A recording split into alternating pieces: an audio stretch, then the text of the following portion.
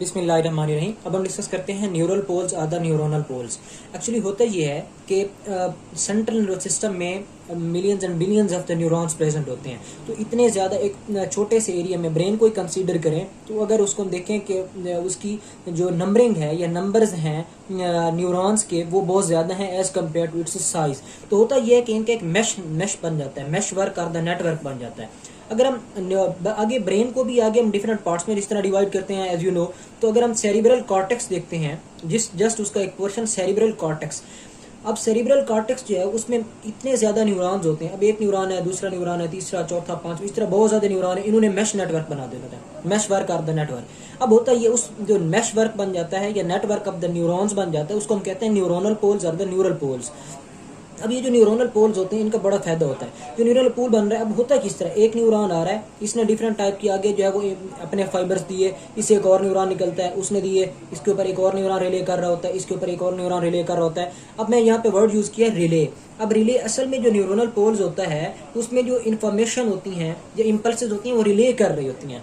इसको हम एग्जांपल से कंसिडर करते हैं। अगर हम लॉन्ग ड्राइव पे जाएं तो बीच में हम किसी जगह स्टे कर लेते हैं, रेस्टोरेंट वगैरह में। अब स्टे के बाद क्या होता है, बंदा फ्रेश हो जाता है और गियर्ड अप हो जाता है मजीद एडवेंचर्स के लिए। इसी तरह यानी कि एम्पलीफाई हो जाती है स्ट्रेंथ। इसमें भी इसी तरह का ही केस होता है ऑलमोस्ट। अब होता यह है कि जब भी रिले सेंटर के तौर पर न्यूरॉन पोल काम कर रहे हैं, यहाँ पे इम्पल्सेस आई आगे मजीद एम्पलीफाई हो जाती हैं। इसको हम कहते हैं न्यूरोनल पोल्स। अब जो न्यूरोनल पोल्स होते हैं इनमें जो स्टिमुलस होता है, यानी कि एक न्यूरॉन आ रहा है, उसकी एंडक्स दूसरे न्यूरॉन के साथ कम्युनिकेट कर रहा है। अब जो स्टिमुलस देता है वो दो तरह का होता है। एक होता है फैसिलिटेटरी टाइप का जिसको हम कहते हैं सब threshold and the other is threshold the supra threshold stimulus. अब इनके अंदर क्या फर्क है, सुप्रा और द थ्रेशोल्ड स्टिमुलस आप इसको कंसीडर कर सकते हैं।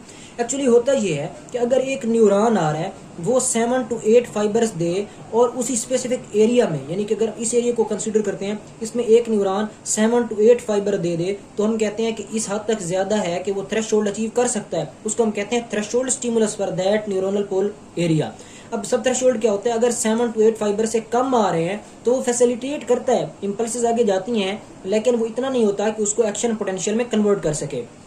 फैसिलिटेट किस तरह करता है ये हम अभी देखते हैं। अगर डायग्राम इसको कंसीडर कर लें यहाँ पे तो ये देखें आप, बिल्कुल इसी तरह जो है वो इसमें आप समझ सकते हैं ये।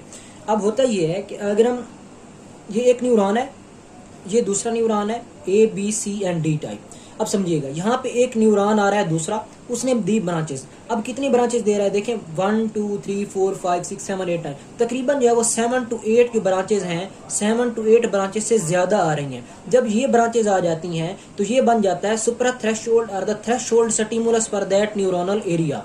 ये थ्रेशोल्ड अचीव कर लेता है। अब देखें जो 1 है वो बी के अंदर कितनी दे रहा है, जस्ट 2 इम्पल्सेस या 2 फाइबर्स दे रहा है। ये 2 फाइबर इतने नहीं होते कि इसको एक्शन पोटेंशियल जनरेट कर सके, तो ये चूंकि 7 to 8 से कम है तो ये बन जाते हैं सब थ्रेशोल्ड और फैसिलिटेटरी। और फैसिलिटेटरी किस टाइप में है, ये देखें, ये नहीं होता कि एक न्यूरॉन दूसरे न्यूरॉन में जस्ट वही न्यूरॉन देगा। ये न्यूरोनल पोल है, एक और न्यूरॉन आएगा वो फाइबर दे देगा, एक और न्यूरॉन आएगा वो फाइबर देगा, सारे मिलकर एक्शन पोटेंशियल जनरेट कर देंगे।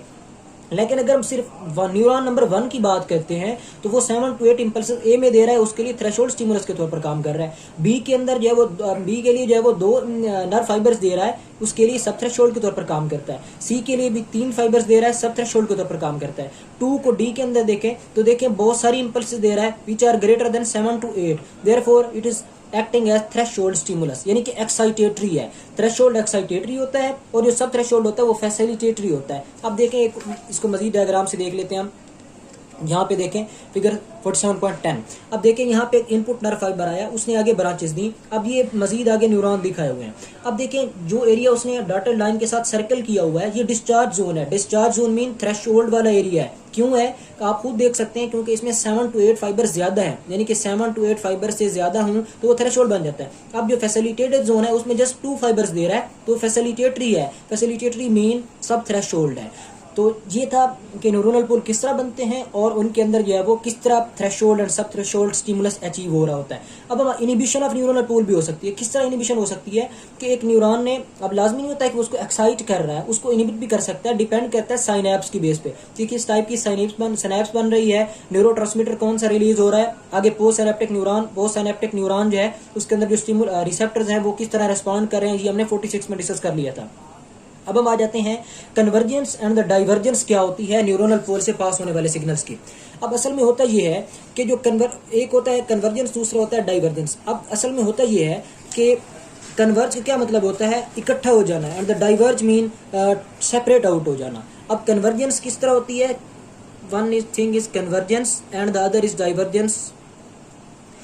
Convergence mean converging up of the neuronal fibres and the divergence mean diverge कर रहे होते हैं। एक्चुअली होता है कि एक न्यूरॉन को हम कंसीडर करेंगे, उसमें अगर एक से ज्यादा न्यूरॉन आ रहे हैं, न्यूरॉन फाइबर आके इकट्ठे हो रहे हैं, अपने एक्शन पोटेंशियल यहाँ इसको दे रहे हैं, that's called convergence type neuronal pool communication. And the divergence क्या होती है, उसमें एक न्यूरॉन आया, अब उसने आगे जो है वो एक ब्रांच दी, उसने आगे मजीद ब्रांचेस दी, उसने आगे मजीद ब्रांचेस दी, इस तरह ये डाइवर्ज हो रहा है। इसको हम डायग्राम से देख लेते हैं। अब देखें यहाँ पे कन्वर्जेंस और डाइवर्जेंस। अब सबसे पहले हम देखते हैं डाइवर्जेंस। अब इनका फायदा क्या होता है, असल में जो डाइवर्जेंस होती है डाइवर्ज करवा देती है, इंपल्सेस को एम्पलीफाई हो जाती हैं, यानी कि एक से ज्यादा एरिया में चली जाती हैं, तो वो फायदेमंद होती हैं। किस तरह, अब एक न्यूरॉन फाइबर्स नर्व फाइबर आया, ठीक है, अब नर्व फाइबर ने क्या काम किया, नर्व फाइबर ने जो है वो एक अपनी 2 ब्रांचेस यहाँ पे दी, उसने मजीद आगे अपनी 2 ब्रांचेस दी, इस तरह जो है वो डाइवर्जेंस टाइप हो रहा है। लेकिन ट्रैक्ट इनका सेम है, मीन कि एक ही ट्रैक फॉलो हो रहा है। अब एक से ज्यादा ट्रैक किस तरह हो सकते हैं, यहाँ पे देख सकते हैं आप,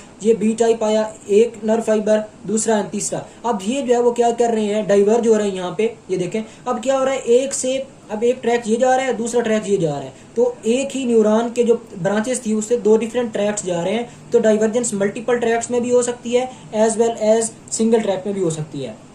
तो ये क्या हुई, इंफॉर्मेशन या इंपल्सेस जो है वो डाइवर्ज आउट हो गए, तो ये थी डाइवर्जेंस। उसके बाद है, अब डाइवर्जेंस के हमने टाइप्स देखे, सेम ट्रैक के अंदर और दूसरा होता है मल्टीपल ट्रैक्स के अंदर। अब आ रही है convergence. Convergence mean converging up of the neuronal fibres. अब क्या हो रहा है, एक सोर्स है, यानी कि न्यूरॉन, अब असल में ये था एक न्यूरॉन था, उसने आगे दे दी ब्रांचेज इस तरह, सही है। अब एक न्यूरॉन से यानी कि सिंगल सोर्स से आने वाली ब्रांचेज आई, वो कन्वर्ज अप हो गई एक न्यूरॉन के अंदर, that's known as convergence from a single neuron. अब दूसरा क्या होता है, एक और न्यूरॉन हम कंसीडर करते हैं, उसमें जो है वो 3 डिफरेंट सोर्सेज से, जिस तरह उसने लिखा हुआ है, नंबरिंग की हुई है, 3 डिफरेंट सोर्सेज से जो है वो नर्व फाइबर्स आ रहे हैं और वो कन्वर्ज हो रहे हैं from the multiple sources, that's known as convergence. अब कन्वर्जेंस और डाइवर्जेंस, डाइवर्जेंस मजीद एम्पलीफाई करती है, कन्वर्जेंस भी इसका जो है वो हाईली स्टिमुलेटरी इफेक्ट होता है या फिर हाईली इनिबिटरी इफेक्ट होता है, डिपेंड कर रहा होता है साइनेप्स किस टाइप की बन रही है। आगे एक और डायग्राम देख लें, यहाँ पे ये देखें कि एक एक्साइटेटरी सिनेप्स। अब ये होता है कि डिपेंड करता है कि सिनेप्स किस टाइप की बन रही है। हम कहते हैं कि एक्साइटेशन करा रहा है एंड दूसरा हम कहते हैं इनिबिशन करा रहा है। तो एक ही न्यूरॉन के fibre at a time excitation भी करा रहे होते हैं और इनिबिशन भी करा रहे होते हैं। किस तरह, देखिए, एक उसने इनपुट फाइबर ने branch the, branch number 1 and branch number 2। अब उसने साइनेप्स किया 2 डिफरेंट एरियाज के अंदर, एक के लिए वो एक्साइटेटरी सिनेप्स के तौर पर काम किया, दूसरी के लिए इनिबिटरी के तौर पर काम किया। साइमल्टेशन, एक्साइटेशन एंड इनिबिशन आपने कहाँ पढ़ा था, आपने पढ़ा था रेसिप्रोकल इनिबिशन, एंटागोनिस्ट मसल जो होते हैं। अगर हम फ्लेक्स करते हैं, अपनी एल्बो जॉइंट के ऊपर फ्लेक्शन करवाते हैं, तो बाइसेप्स कॉन्ट्रैक्ट करता है और ट्राइसेप्स रिलैक्स होता है। क्यों होता है, क्योंकि उनके रेसिप्रोकल इनिबिशन हो रही होती है। इनपुट नर्व फाइबर सेम ही होता है उनका, law of innervation, reciprocal innervation आपने पहले पढ़ रखा है। तो ये इसमें सारा कवर हो जाता है कि एक्साइटेटरी के तौर पर भी काम कर सकता है और इनिबिटरी के तौर पर भी काम कर सकता है।